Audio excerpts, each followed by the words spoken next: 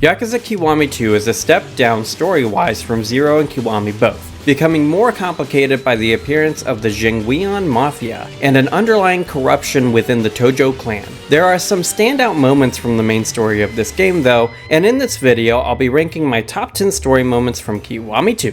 You're watching Real Deal Games, and let's dive right in. Number 10. In one of the more wild sections in any of the Yakuza games I've played so far, Kiryu is set against two tigers after fighting through several levels of Sengoku Samurai. The fact that the Samurai Assault section of the story is Sengoku's doing is a fun history pun as well. At the top of the castle, Kiryu beats the two tigers by matching their wild ferocity with the brute power of his fist. Number 9. Right after knocking out the two tigers, Kiryu confronts Sengoku in his office, and their meeting is interrupted by Ryuji Goda, who kills him for his dishonorable impudence with a single swift strike from his samurai sword. While I didn't hate the Osaka Castle siege section, Sengoku definitely deserved his death. Number 8. The romance between Kiryu and Kaoru didn't grow on me over time, but I can't deny how cute this scene is between them. Kiryu deserves a little bit of love and kindness, especially with everything that went down the previous year with Nishiki and Yumi. If Kaoru can give him that with a date night, she's alright in my book. Number 7. Majima is just a Japanese joker except with good intentions, and his approach for disarming the bombs stationed around Kamurocho demonstrates this perfectly. He definitely maintains his placement as my favorite character in the franchise so far.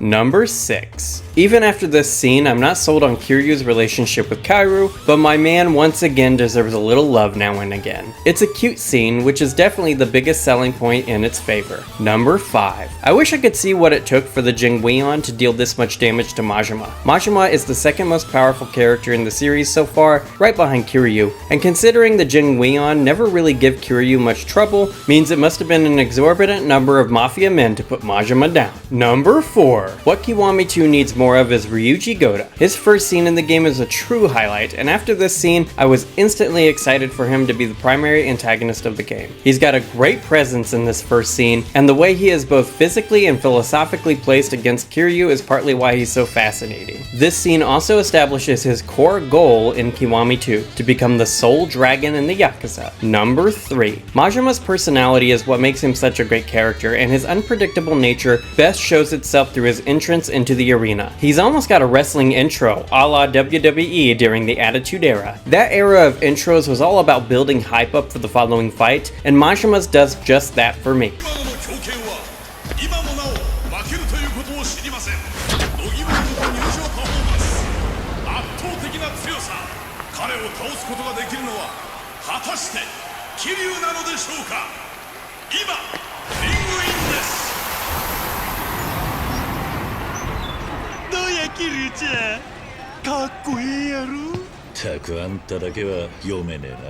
Number 2. My favorite thing about the franchise so far is the way the title card flashes when Kiryu clashes with a major boss, especially during the final boss fight of each game. This dragon clash is a step down from the 0 one, and Kiryu's conflict with Nishiki is also a bit better, but Ryuji Goda makes for a great final boss himself, especially with the way he acts as a foil for Kiryu. Their bullet wounds are each on the opposite sides of one another's bodies, which is a nice touch as well. This was very nearly my favorite moment in all of Kiwami 2, but there's one scene that supersedes this one by a wide margin.